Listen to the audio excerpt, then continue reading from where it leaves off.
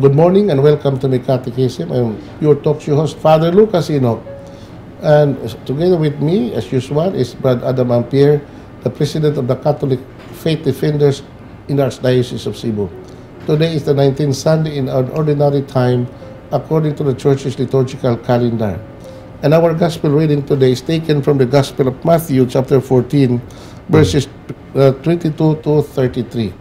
And this is a very beautiful account of the Gospel in which our Lord, together with His disciples, crossed the Sea of Galilee from one side to another.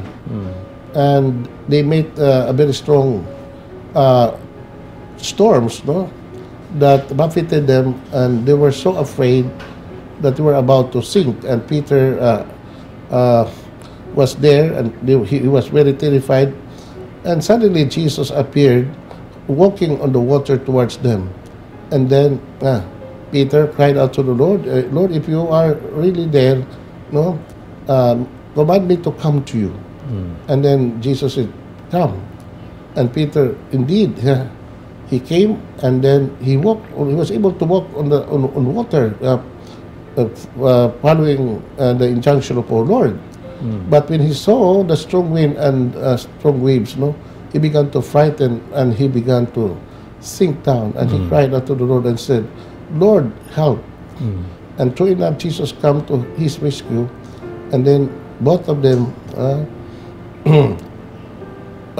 boarded himself on the boat, and suddenly there was a calm in the Sea of Galilee. And this is something that Padre Adam and Pierre will be discussing today. And please stay with us. We will have a short break.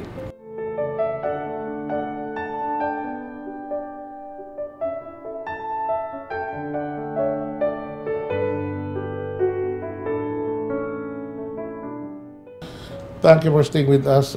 May buntag Brad Adam, o may buntag sa ato mga viewers out there. No? Karon Brad, sa ato ebanghelyo karon nakita nato nga mga tinunan sa atong Ginoo were so terrified because no, mao lagi to nga hapit na sila manunod. Kay kuso-kuso sila sa kusog na unos ug dakong balod in the middle of the Sea of Galilee. Then suddenly Jesus came walking towards them on the water. O labihan ng haduka because they were thinking that he was a ghost. And Jesus assured them by saying, "Courage, it is I." No? So, Brad, kanong panahon ang atong kalibutan, niya kita napuno sa daghang mga pag-antos. And it seems nga, wala rin kahumanan ng mga pagsulay, pag-antos, kasakit, nga itong gibati karon in every corner of the world. Noon ay gubat, nagang mga gubat karon, Brad, no, the main focus sa gubat karon, kanina yung Ukraine o Russia. Yeah. But there's so many, itawag nato og mga local wars in Africa and in other parts of the world. So there are always conflicts in this world. No, since the beginning of time, from the dawn of creation, wagi kalinaw ang kalibutan, Brad. No? In fact, the first crime committed by man was the killing of a brother by his own brother. No, the killing of Abel by his own brother Cain. So ako karon, Brad, mao gyud ang hitabo sa kalibutan karon. Tungod kay ning kalibutan nga itong gipuy-an, no, this is not matawag nato og the ideal world. Kaya nga naman, the ideal world is not here in this world. Nga gitawag na itong utopia, uban pas mga author na to. Utopia is the ideal society in which people live in peace and in harmony, when there is no more problem, there's no more sickness, pain, etc., etc. That's what we call utopia, Brad. Utopia. Okay. Now, sa itong kalibutan karon, naaghaming mga pag-antos, mga pagsulay, kasakit, o mga kagubot, o gubat, o patay, o guban pa. So this is part of the human condition that we have to face every day. But our Lord is saying, yes, this is the world that you are living. But don't you worry, because I am there with you. Courage. Yeah. So Brad, so mao ni nagtabo karon sa kalibutan, no? Same for me, no, Brad, being involved your life in the world because you belong to the world because you are lay. So I'm sure you're exposed to the problems, no, Yes. of the world that we are living, especially in the society nga tugipuyan karon nga naagi na conflicts, no, conflicts of interest, conflicts of opinion, conflicts of ideology, and even religion. Yes. Mao na, Brad, no, we have to live by this kind of situation. But the good thing is that ang atong Ginoo na uban nato, despite all the problems that we are encountering, the promise of our Lord remains the same, that I will be with you until the end of time. Tinood yun na, Padre, kay bisan dili lang ta maghisgot og sa dinagko, bisan diha lang sa atong kaugalingon pamilya, Padre, naagi ng mga trials, mga sufferings, Father, nga bisan sa pagkuan lang, no, sa pamilya mismo, na mga misunderstanding, na mga kagubot, conflicts sa matag-usa. So sukad katong din, no, sa kuan, sukad pa gyud sa kasinugdanan. Ngano man because of the sin committed by human being. Sa to pa epekto ni siya, Padre, it is a consequence nga sa dihang kasa ang tao nanay disorder, nanay disease.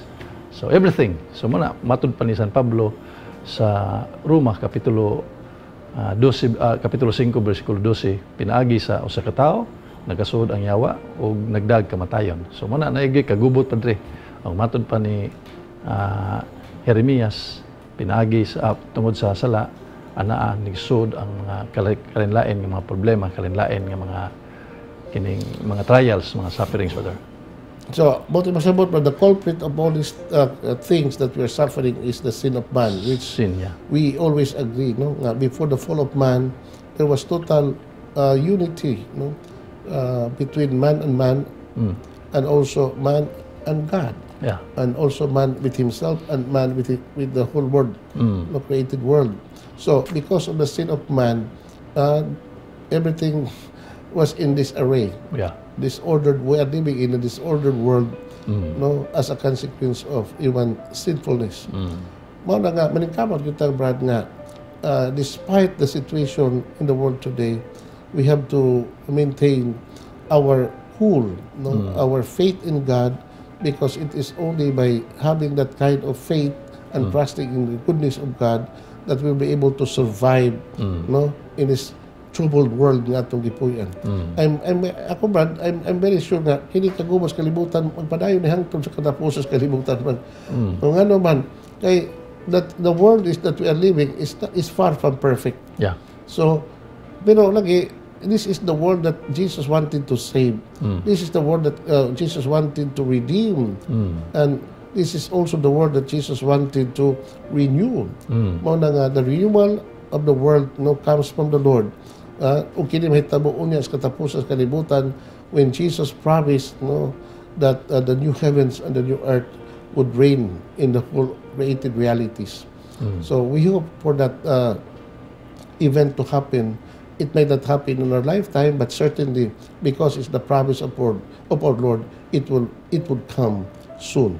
Kanang panday, kanang imong gihisgutan nga new heaven, new world, dinhi lang gyapon mao kini kalibutan na gyapon, Father. Pasabot, but there is no more division between the world and the created world and the world of the spirit, no? So there is a complete harmony between man and man, between God and man, and heaven and earth. There is perfect harmony. There will be no sin, there will be no suffering, there will be no imperfection, but everything would all be perfect and everything would be beautiful, and it would be a kind of world, no, that resembles the world before the fall of man. Unsa man, it was a perfect world. Kini ra gyapon kalibutan. The same kalibutan nga atong gipuy-an, pero mao ni ma-renew, mao ning bag-ohon sa Ginoo. Mao ni kalibutan nga hiyang paghimuon nga usa ka perfect and ideal world, no, nga may sama sa kalibutan before the fall of man. Amen. Mao na, we are trying to batod pa expect that event to happen, to complete renewal and transformation of the world. And that can only happen by God's intervention. Okay? So, Brad, ato nang basahon ang atong ebanghelyo karon. Sige. The Lord be with you. And with your spirit. A reading from the Holy Gospel according to Matthew. Glory to you, O Lord. Immediately, Jesus obliged his disciples to get into the boat and go ahead of him to the other side. Well, he sent the crowd away, and having sent the people away, he went up the mountain by himself to pray. At nightfall, he was alone there. Meanwhile, the boat was very far from land, dangerously racketed by the waves, for the wind was against it. At daybreak, Jesus came to them walking on the sea. When they saw him walking on the sea, they were terrified, thinking that it was a ghost. And they cried out in fear. But at once Jesus said to them, "Courage, don't be afraid, it is me." Peter answered, "Lord, if it is you, command me to come to you on the water." Jesus said to him, "Come." And Peter got out of the boat and walked on the water to go to Jesus. But seeing the strong wind, he was afraid and began to sink. And he cried out, "Lord, save me." Jesus immediately stretched out his hand and took hold of him, saying, "Man of little faith, why did you doubt?" As they go into the boat, the wind dropped. Then those in the boat bowed down before Jesus, saying, "Truly, you are the Son of God." The Gospel of the Lord. Praise to you, Lord Jesus Christ. So, mao ni nagtabo, Brad, no? So, nindot kayo nito Ebanghelyo karon. I love to read and reread this passage in the New Testament because it speaks about the terrible thing that happened of the disciples of our Lord in the middle of the Sea of Galilee when they were being racketed by strong wind and strong waves. Unya, Jesus came walking on the water toward them, and then they were all terrified because they thought they were seeing a ghost.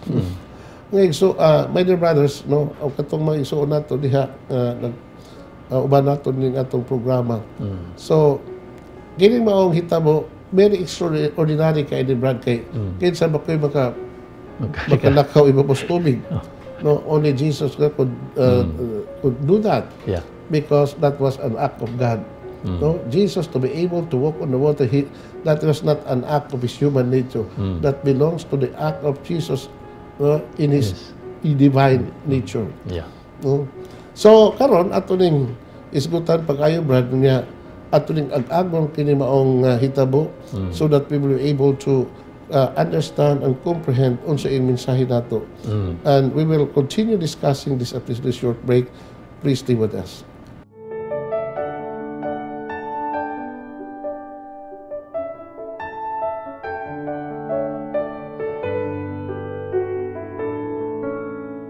Thank you for staying with us, Brad Adam, ato na pasayunon kapag tuki kining atong Ebanghelyo. So, kining maong hitabo, Brad, it's in the middle of the Sea of Galilee. Actually, Brad, we already told this several times in this program that the Sea of Galilee is not really a sea or a dagat, no? Na matawag nato nga sea water or usa kini ka lake. Lake. Tabang tabang freshwater lake, no? Freshwater. Unya, it's like a pear shape ang iyang forma, Brad, no? Forma. So mas elongated na siya, Brad, no? So according to the measurement of this particular body of water, we call it Sea of Galilee or Sea of Tiberias or Sea of Gennesaret. Okay. Kayong tulo. Okay. Kining tulo maura na siya. Maura. No, it is 11 miles, no, from its longest point and about 5 to 6 miles in its widest point. Mauna niya, it received water from the what you call this River Jordan that started at the foot of Mount Hermon, Brad. Actually, that mountain on the north of Israel, Brad, it's a mountain range, ranges. So it's ranges of mountain that fed the water in the Sea of Galilee. So downstream, no, from the north, it emptied into the Dead Sea, and then down south, no, that water from the Dead Sea will be carried again by the same River Jordan, and it emptied into the into the Dead Sea. No, the Sea of Galilee, no, emptied its water down to the River Jordan in the south to the Dead Sea. Dead Sea. So sa tuba ang Dead Sea, Brad, no, nagkuha og tubig from the River Jordan. Now kanang mga River Jordan mao po nay nagkuha og tubig gikan sa Sea of Galilee. It emptied into the Dead Sea. It was being trapped. Mao nagitawag og Dead Sea, Brad. Katong Dead Sea, Padre, mo nung parat kayo. Atong parat kayo. Nganong parat man kay wa man ni exit nga water sa dagat. Ngano man way exit because the Sea of Galilee, including the Jordan Valley, no, up to the Dead Sea, that belongs to what we call the lowest depression of the Earth's surface, Brad. It is 1,000 feet below sea level. O na nga, di yun ma-empty dito sa dagat sa Mediterranean, Brad. O na nga, nga nung parat pa ni ang Dead Sea, so ato nang i-discuss that many times in this program, but it is because that water is being trapped. Yeah. So because it was being trapped and it is the middle of a very hot environment, no, in the Judean desert, so taas kayo ang iyang evaporation, Brad. Unya, because tungkol sa kataas ang evaporation, no, tungkol kay wa man ni mag-empty nga to sa main body of water sa dagat, so taas kay concentration of minerals, Brad. Ug tungkol sa kataas concentration of minerals, this particular body of water is filled with mineral niya mo na chemicals gikan sa bukid. Chemicals daghang minerals gikan sa bukid o gikan sa sapa mo na nga parat kayo. Correct. Ug tungod siyang kaparat, no life can live in that body of water. So mga nagitawag Dead Sea. Anyway, ang atong main concern karon, Brad, is the account about the disciples of our Lord, no? It was ang ginagawa ba mo gani, Brad, no? The day before nga wa pa sila mo cross gikan sa usa ka side ngadto sila side sa Jordan Sea of Galilee. It happened that Jesus made the multiplication of the loaves, no? So 5,000 people. He fed the people, the 5,000 people, with only five barley loaves of bread and 2 fish, and they were all they were able to eat and satisfied, and they have their full of the share of the bread that Jesus multiplied to them. Yeah, so the people saw that miracle, and they wanted these people to make Jesus as their king, but Jesus withdrew to a mountain by himself, and he instructed his disciples, okay, you move to the other side of Galilee, no? By way of the boat, no? Or by way of crossing the sea, no? On the boat. Unya, Brad, mo ito nga, kusukuso sila sa kusog hangin, Brad. Kining katong maong hangin, Brad, katong dili to typhoon, dito bagyo. It was unos sa gina. Ako, Brad, I have been in Galilee and also in the Dead Sea many times. I have experienced unos dito. Pero dili na matawag og bagyo. Unos lang. No? Pila ka minutos. Mo kanang unos mo mulabay na siya. Isa to na may unos. Mao nagitawag og kanang local thunderstorm. Pero that happened katong hitabo sa mga tinun-an sa Ginoo. Normal na hitabo sa Sea of Galilee, Brad. Normal occurrence because the Sea of Galilee, no, it's in the lowest part of the sea level. Unya, it's surrounded by long high mountain ranges. No, they have the Mount Hermon on the north, the Mount Arbel in the eastern side, and the other mountains, no, of the other side. O na nga, it's like ang imbodo, Brad, nga ang hangin nga makaso dito from all directions, matrap dito, na it will create a whirlwind. Okay. Namo na ang may tabo. That's the natural occurrence even today. So tungkol kay doon ay whirlwind, Brad, no? So natural, kusog po, dagko usab ang bawod. Mao ni tabos matinos to Ginoo. And that happened when you cross over that Sea of Galilee towards the other end. Okay. Yeah, gabi iba to, Brad. Yeah, pagka hapit na mo badag-badag ang adlaw. Ila nakita tong Ginoo nga naglakaw. Nagtuo sila nga multo. Kaysa bagoy mga kung ikaw dito, Brad, no, makita ka usa ka tawo niya naglakaw sa dagat niya ngit pa kay kung kagid na multo gini. So that was precisely the feeling and the reaction of the disciples. Mo nga mingon sila, nanghadlok sila. But Jesus assured them, courage, don't be afraid, it is I. Yeah. Di ba kitang Pedro, brad, atong Ginoo, gilngiga itong Ginoo, milakaw, ibamas tubig. Pinapigos Pedro, Lord, kung ikaw na, palaktas ako sa tubig. Diha ka mo, umingon itong Ginoo, dali ka rin. So, nanaong Pedro sa sakayan, so nakalakaw siya sa tubig. Patingos itong Ginoo, kaya Pedro, pagkita niya, kusok yung hangin, o tatong balon, nahadlok siya. Paghadlok niya, nawa na yung pagtuo, no? Mo na nga, minunod siya. Mo na nakaingon siya, Lord, tabagi ko. Yung minuod itong Ginoo, and extended his hands on Peter, umingon, O man of little faith, why have you doubted? And both of them, nakay sakayan, umibanos ang dakong kalinaw, and the disciples said, who is this man that even the wind and the sea obey him, and they worship him? Okay. Now, Brad, there are so many things that we can learn in this particular gospel. First, no, we have to talk about the part of Peter. Si Pedro, Brad, no? True to his character, Brad, usa siya katao nga madali-dalion ba sa iyang mga desisyon, no? He always acted out of impulse, no? That is the fault, no? The weakness of Peter, Brad, no? Nga in many occasions, no? Kuan kayo si Pedro ba kanang madali-dalion kayo sa iyang mga decisions, sa iyang mga panulti without thinking its consequences. Another instance, Brad, mo nga sa padiha nga mingon to Ginoo nga ang anak sa tao mo ato sa Jerusalem patyon siya, that is in the Gospel of Matthew chapter 16 verse 20 or following. Mingon to Ginoo nga, mingon Pedro, okay, Lord, di na mahitabo nimo, I'm willing to die for you. And Jesus said, no, get out of my way, Satan. Kaya imong hunahuna, dili hunahuna sa Diyos, kundi hunahuna sa tao. Unya, sa diha nga, katapusang panihapon, o gihapon itong Ginoo, he predicted about his imminent death on that very night.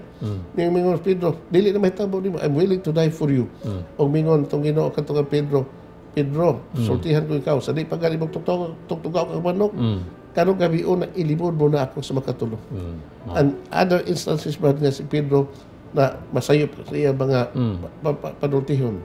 But even if that is the character of Peter, Brad, even if he falls 7 times, no, his heart remains steady. What do you mean by remain steady? No, his heart remains in his total loyalty and obedience and love to our Lord Jesus Christ. So, makakaton ta sa kinabuhi ni Pedro, Brad, he may not be the ideal person.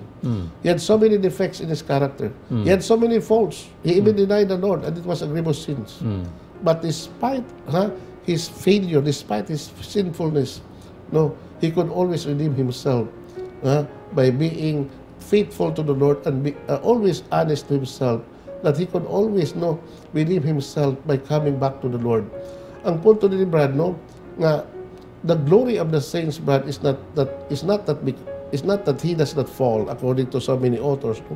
The glory of the saints consists in falling again, falling and falling, but every time he falls, he keeps on rising again towards Jesus. Yeah. So it doesn't mean that if you are saying what nag-isa, what nag-fault, what naka. No. In fact, the definition of the saints, Brad, saints are converted sinners. They were once great sinners, but they're converted to the Lord. Because Brad, with that example of Peter, we should not be discouraged by our weaknesses and sinfulness. Nga naman, we can still be redeemed ourselves if we remain faithful to the Lord, despite our sinfulness, despite our failures. We have to rise again every time we fall. And we'll be back after the short break. Please stay with us.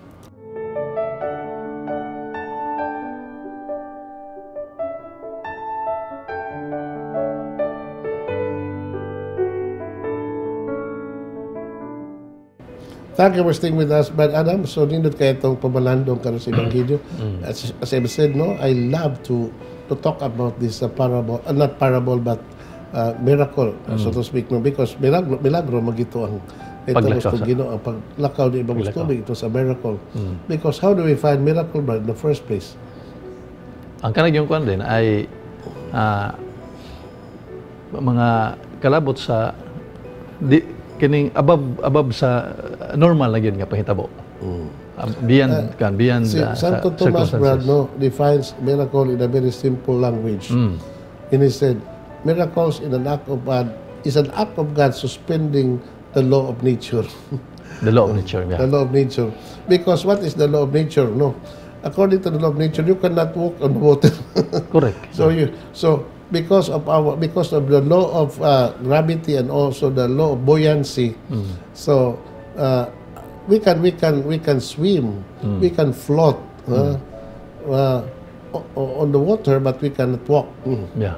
Because by walking on top of the water, that's against the law of buoyancy or the law of gravity or the law of nature. But Jesus walked on the water. That is a defiance of the law of nature.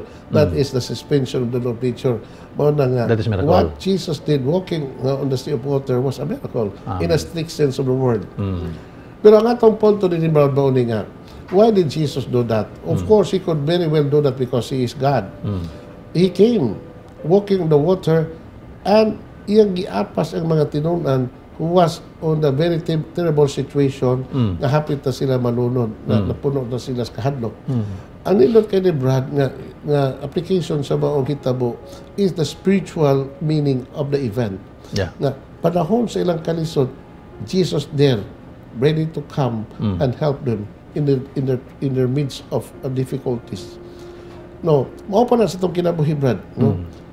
Kung panahon sa itong kinabuhi nga, lisod na kayo, bugat na kayo, dagko na kayo bound nga mahapak na ito, kusog-kusog at kusog na hangin sa itong mga krisis kinabuhi. We should not be afraid if we have the faith and trust that Jesus is there. Amen. So, mao gina basis there, Brad. Sa panahon sa kalisos tong kinabuhi, sa panahon sa krisis tong kinabuhi, kay usahay ko, Brad, no, the tendency and the temptation sa tao mao ni nga, why Ginoo? Nganong giingon ko anis Ginoo? Nganong nag-antos ko ni mo pag-antos? Kung naay Ginoo, nganong mo ko di tabangi? It's not true. No? Usahay Ginoo mo allow ni mao mga pag-antos, pagkasakit, mga krisis tong kinabuhi, no? For a purpose. And the purpose of God in allowing these things is always for the good of the person. Amen. Kaya ang atong Ginoo, He would not give us something that would destroy our life, our soul. No? Ang allow these things to happen. Yeah. Ano, usab, pag-test atong obedience, atong faith, atong trust niya. Mao na nga, kung magpadayon na tang mosalig niya, kung padayon tang motuon niya, kung padayon tang mahigugma kanya, despite the severe temptation and trials ng kinabuhi, there always be hope from God. Naagyon ang panabang sa Ginoo. Kita, Brazil, kalibutan, mo na consultants ng mga tao ba?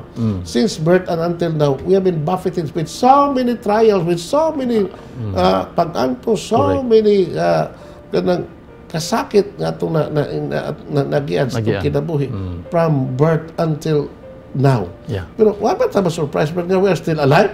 Correct. Well, yeah, we are still going on. We still going on with our day-to-day activities. Kinapasabot lamang na nagitawag constant care of God in our life. Yeah. Mo na ikaw. Kay siya man ginagkubot sa atong kinabuhi, Padre. Kay naiuban bitaw nga kining tan-aw maghapit na ginumatay pero until now nagibuhi magyapon because God is the owner or the source of everything sa kinabuhi. So muna nga di lang gyud tamuad-an og kuande panahon sa trials and kanang sufferings, matud pa sa Ginoo nga diha sa ebanghelyo ni San Mateo 11:28 nga ngadto sa atong Ginoong Jesucristo kay papahulayon ta niya diha sa atong mga trials, mga sufferings natin. Amin na mo, Brad, no? Speaking again about Peter, no? So, Pedro, basayog siya sa pagkadaghan. But, ang iyang kasing-kasing na agya mo sa Ginoo. So, kita po ba, basayog, kasama Pedro, doon yung panahon sa itong mga failures, even sins, but if we continue going back to Jesus, no, there would always be hope and there would always be the salvation maabot ko sa kinabuhi. Now, balik ta din yung mga hitabo sa mga tinunan. No? Nga hirabihan kinilang katinga sa mga hitabo. Kunya, nindot kayo nang isulti sa Ebanghelyo and they worship Him. So, that means, no, to worship Jesus is an acknowledgement that He is God. Because you can also worship God. No? The only thing that we have to worship is God. God. You know? God Because alone. God alone That is is the adoration. object of our worship, And adoration. our adoration. Yeah. No?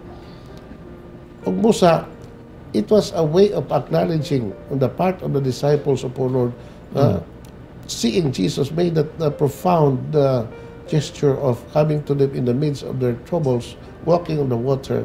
So, usa ka to ka powerful kay message nga gipadas ng Ginoo nila that truly this man is the Son of God. Amen. Nakaroon, Brad, unsa may mensahe na to sa Ebanghelyo. Number one nga, kita, di lang yun ta mahadlok din kalibutan. No, we have, Brad, there are a lot of, passages in the Bible that we hear God saying, don't be afraid. Amen.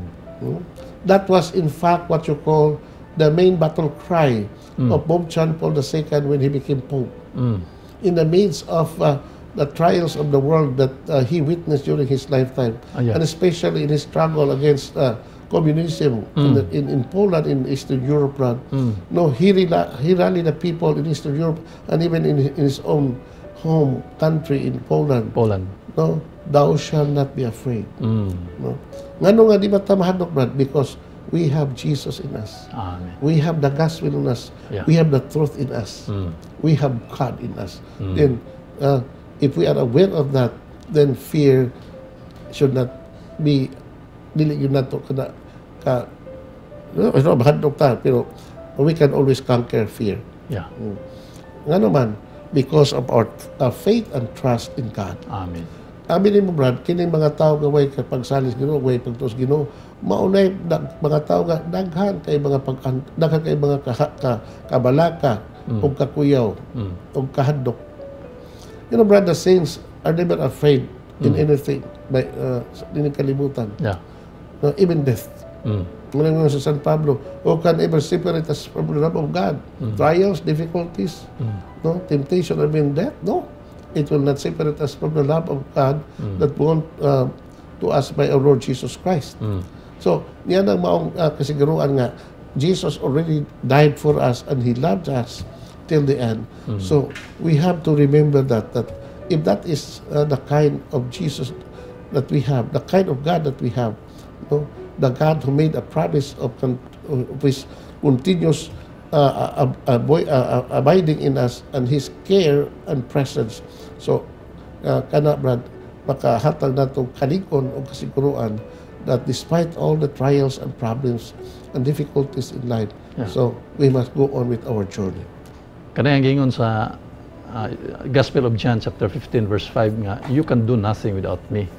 Sabot gina padiri nga, ug kita palayo ta sa Ginoo, wa kita dali ta kay mapukan sa mga trials, mga maabot sa tong tagstag sa kinabuhi. But even within the midst of our trials, mga sufferings na to, Father, if we have Jesus in our lives, then wala, nothing kay naman siya man naghatag na tong kusog. Aminin niyo, Brad, sa akong experience ba, why unos og why bagyo nga mo last, no, og usa ka semana wa pa na mahitabo. Ang tanang unos o tanang bagyo would always pass by. Yeah. So, kaya mga problema na to, mga trials, mo subside na, mo subside na siya. Labay na. Pero, expect another storms to come. One after another. But, if we have faith in the Lord, and if we're united with Him, and continue praying, no, that is the assurance that we have nothing to fear in the next trials that will come to us. Amen. So karon, Brad, mo na nga ang atong katawhan karon, nagapag-antos, nagapag-balaka, kahadlok, etc. So mao ni ang ebanghelyo karon ng tubag sa atong mga kabalaka, pag-antos, no? Jesus, our Lord and our God, is ever ready to come to our rescue in the midst of our trials and crisis in life. Amen. We just have to continue believing in His love and mercy. Nato mga tao. The Lord be with you. And with your spirit. The Almighty God bless you, the Father, the Son, and the Holy Spirit. Amen. Thank you and good day. Praise the Lord. Hallelujah.